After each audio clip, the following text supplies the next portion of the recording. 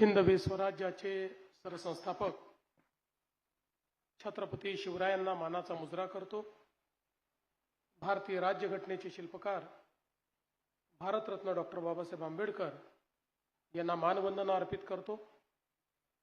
नाशिक विमानतळाच्या विस्तारीकरणाच्या भूमिपूजन कार्यक्रमामध्ये मंचावर उपस्थित राज्याचे जलसंपदा आणि कुंभमेळा मंत्री गिरीश महाजनजी, राज्याचे अन्न व औषध प्रशासन मंत्री नरहरी झिरवळजी, राज्याचे सार्वजनिक बांधकाम मंत्री शिवेंद्रसिंहराजे भोसलेजी, सन्माननीय खासदार राजाभाऊ वाजेजी, भास्करराव भगरेजी, आपल्या नवनिर्वाचित महापौर श्रीमती हिमगौरी आडके, आमचे सहकारी आमदार दिलीप बनकरजी, सीमाताई हिरे, राहुलजी ढिकले, सरोजताई अहिरे, नितीनजी पवार, उपमहापौर विलासजी शिंदे, श्री प्रवीण गेडाम, श्री दत्तात्रय कराळे, श्री ब्रजेश दीक्षित, श्री साकेत चतुर्वेदी, श्रीमती मनीषा खत्री, श्री शेखर सिंग, श्री आयुष प्रसाद, श्री बाळासाहेब पाटील, श्री विलास बिरारी, श्री रणजित हांडे, मंचावरील सर्व मान्यवर, समोर बसलेले सर्व नवनिर्वाचित नगरसेवक आणि उपस्थित सर्व माझ्या भगिनी आणि बंधूंनो, आज ही खरोखर अतिशय आनंदाची गोष्ट आहे की नाशिकचं जे विमानतळ आहे, या विमानतळाच्या विस्तारीकरणाची नांदी त्याच्या भूमिपूजनाच्या माध्यमातून आपण केली आहे। एक काळ असा होता की विमानतळ एक लक्झुरी होती किंवा काही विशिष्ट लोकांकरता, उच्चभ्रू लोकांकरता विमानतळ तयार होतात अशा प्रकारचा समज देखील होता। परंतु गेल्या काही वर्षांमध्ये देशाच्या प्रधानमंत्र्यांनी ज्या प्रकारे संपूर्ण देशामध्ये विमान सेवेचं विस्तारीकरण केलं आणि त्या माध्यमातून उद्योग असेल, व्यापार असेल, याच्या सहित तर सामान्य माणूस देखील आज हळूहळू विमान सेवेचा फायदा घेऊ लागला। आणि विशेषतः मोदीजींनी जे सांगितलं होतं, उडान सारखी जी स्कीम सुरू केली की हवाई चप्पल घालणारा हा हवाई जहाजमध्ये उडाला पाहिजे, अशा पद्धतीचा जो विचार मोदीजींनी मांडला होता, तो हळूहळू आज वास्तविकतेत येताना आपल्याला पाहायला दिसतोय। सगळ्यात महत्त्वाचं असं आहे की आज औद्योगिक प्रगतीमध्ये सगळ्यात महत्त्वाचं जर काही असेल तर ते विमानतळ आहे। जिथे विमानतळ आहे तिथे उद्योग जात आहेत, जिथे विमानतळ आहे तिथे मोठ्या प्रमाणामध्ये गुंतवणुकी होत आहेत। आणि म्हणून आता गुंतवणुकीकरता विमानतळ हे एक अत्यंत महत्त्वाचं अशा प्रकारचं, अत्यावश्यक अशा प्रकारचं एक साधन झालंय। खरं तर आमचं नाशिक हे अतिशय स्ट्रॅटेजिक अशा प्रकारचं शहर आहे। एक प्रचंड मोठा या ठिकाणी पौराणिक, आध्यात्मिक असा इतिहास या शहराला लाभलेला आहे। नाशिक आणि त्र्यंबकेश्वर कुंभाकरता तर प्रसिद्ध आहेच, पण त्याही पेक्षा महत्त्वाचं म्हणजे आपल्या सर्वांचे आराध्य दैवत प्रभू श्रीरामचंद्र यांनी मोठा काळ या ठिकाणी वनवासामध्ये वास्तव्य केल्यामुळे त्यांच्या पदस्पर्शाने पुनीत झालेलं आणि श्री हनुमानजींच्या एक प्रकारे जन्मस्थळी म्हणून या ठिकाणी आपण या संपूर्ण परिसराकडे पाहतो। आणि म्हणूनच एक आधुनिक अशा प्रकारचं एअरपोर्ट असलं पाहिजे, ही अतिशय काळाची गरज आहे। कुंभमेळा तर आहेच, कुंभमेळ्याकरता मोठ्या प्रमाणात नागरिक येणारच आहेत, कारण आपल्याला माहिती आहे की माननीय मोदीजींच्या नेतृत्वामध्ये आज आपण देशामध्ये जे सांस्कृतिक पुनरुत्थान पाहतोय, त्या पुनरुत्थानामुळेच आपण बघितलं की नुकतंच प्रयागराजला झालेला जो कुंभ आहे, या कुंभमेळ्याने सर्व रेकॉर्ड तोडले आणि प्रचंड मोठ्या प्रमाणात त्या ठिकाणी लोक पोचले।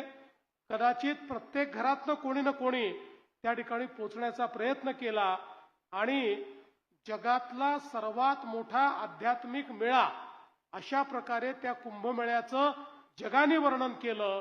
आणि म्हणूनच आज जी काही हे सांस्कृतिक पुनरुत्थान आहे त्या पुनरुत्थानाच्या माध्यमातून नाशिक आणि त्र्यंबकेश्वरचा जो आमचा कुंभमेळा आहे तोही 2015 पेक्षा किमान 8 ते 10 पट जास्त भाविक या ठिकाणी येतील अशा प्रकारची अपेक्षा आहे.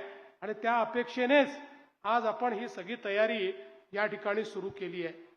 आपण जर बघितलं तर हे जे विमानतळ आहे या विमानतळाला साधारण 2023 साली 1 लाख प्रवासी होते आणि 2025 साली ती संख्या 3.4 लाख प्रवाशांपर्यंत पोहोचली.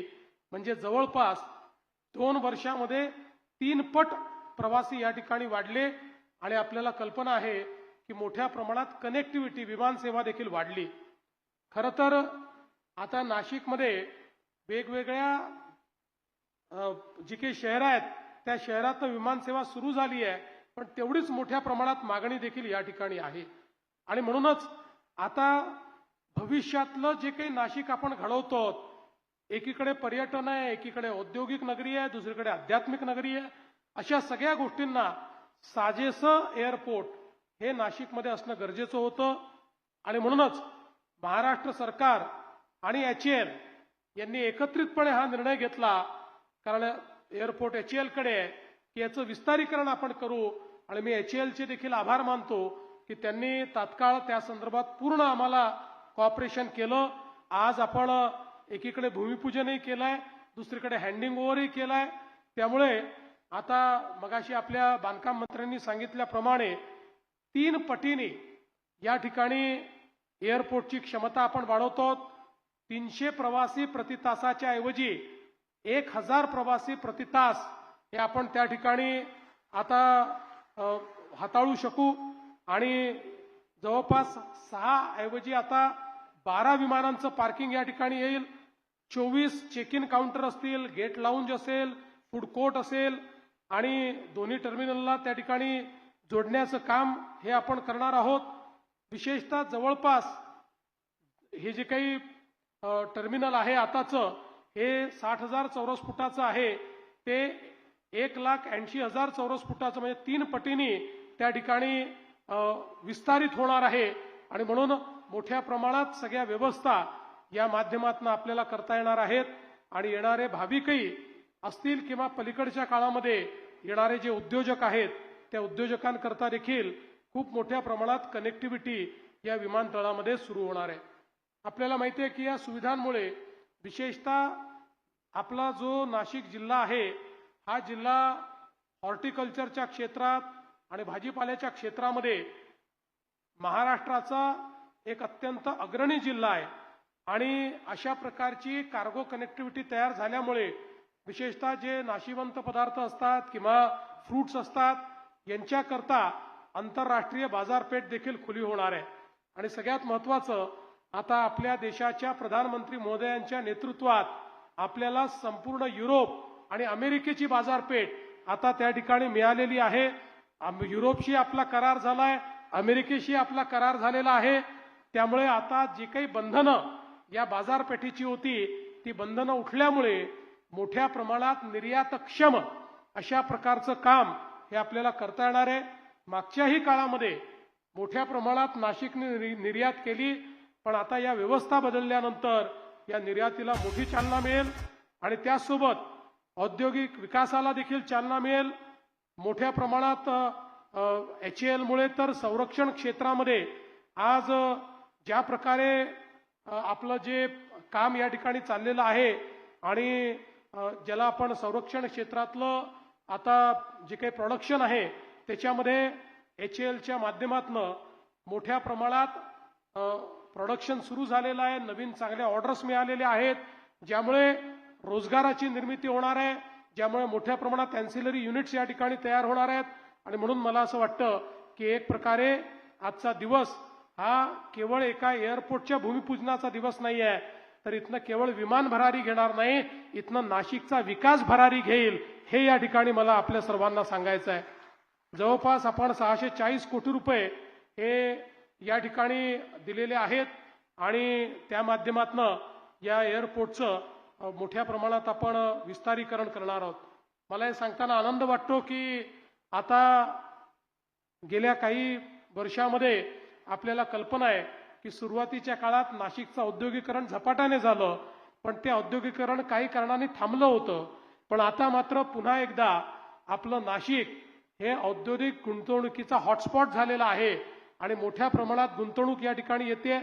आपल्याला माहिती आहे की मागच्या काळामध्ये आपण जवळपास 50,000 कोटी रुपयाची गुंतवणूक ही नाशिकमध्ये आणली आणि आताही डावोसमध्ये ज्यावेळेस मी गेलो होतो, यावेळी डावोसमध्ये आमच्या उत्तर महाराष्ट्राच्या 5ही जिल्ह्यांमध्ये आपण गुंतवणूक आणली. जवळपास 55,000 कोटी रुपयाची गुंतवणूक, ज्यातनं 75,000 लोकांना रोजगार मिळेल आणि स्पेसिफिक नाशिक करता 13,000 कोटी रुपयाची गुंतवणूक ही आपल्या या डावोसच्या माध्यमातून या ठिकाणी आपल्याला प्राप्त झालेली आहे.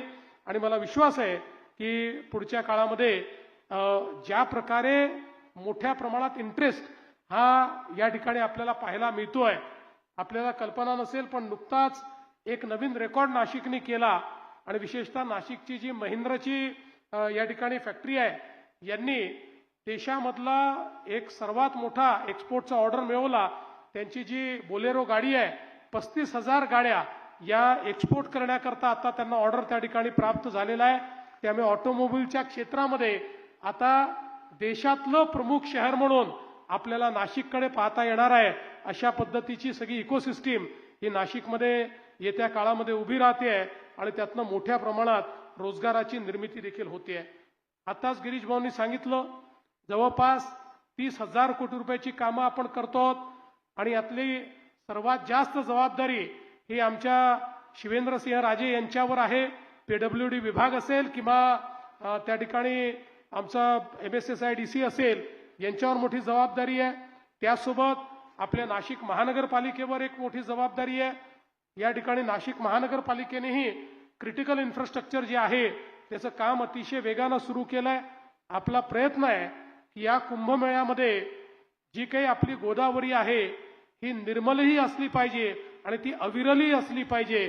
त्यामुळे निर्मल आणि अविरल गोदावरी करता त्या ठिकाणी जाणारा थेंबन थेंब हा ट्रीट होऊन गेला पाहिजे, अशा पद्धतीची रचना आपण केली आहे आणि त्याचं काम देखील मोठ्या प्रमाणात आपण सुरू केलं आहे.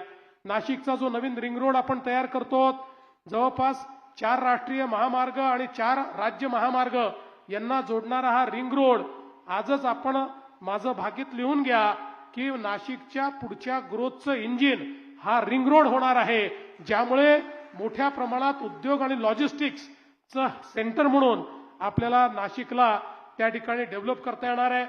सुरत चेन्नई एक्सप्रेसवे असेल, समृद्धी एक्सप्रेसवे असेल, वाढवणकडे जाणारा रस्ता असेल, अशा प्रकारच्या या सगळ्या कनेक्टिव्हिटीमुळे एक प्रकारे नाशिकला औद्योगिक क्षेत्रामध्ये प्रचंड मोठी प्रायमसी आता पुढच्या काळामध्ये मिळणार आहे.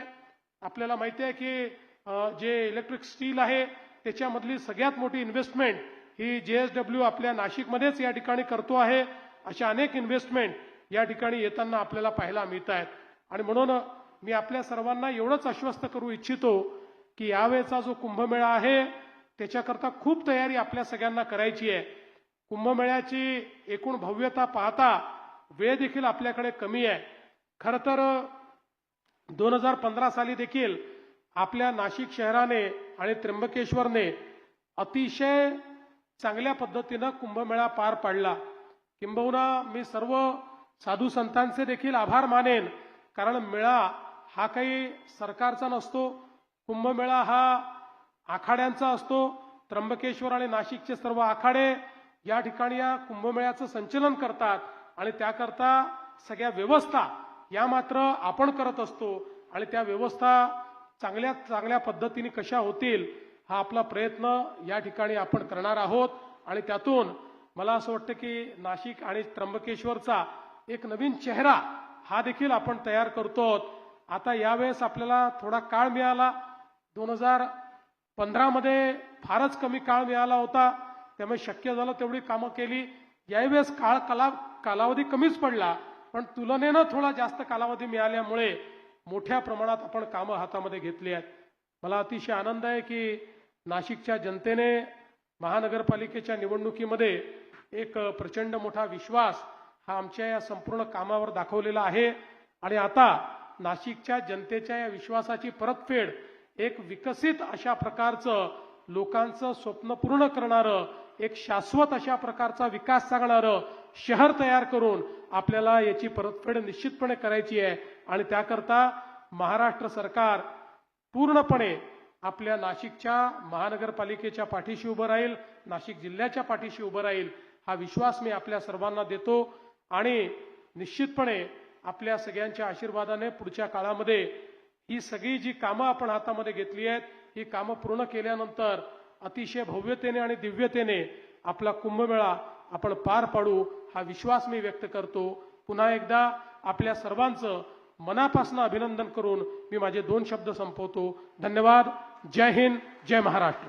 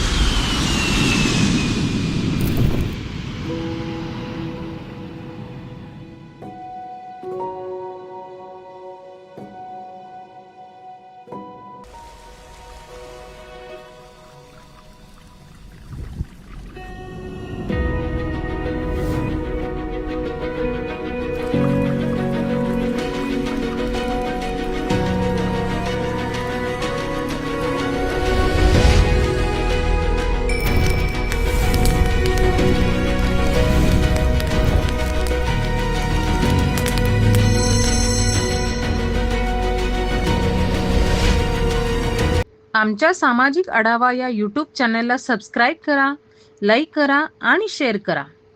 तसेच सामाजिक आढावाचे साप्ताहिक वृत्तपत्र घरपोच मिळवण्यासाठी रजिस्टर करा आमच्या www.samajikadawa.com या वेबसाईटवर.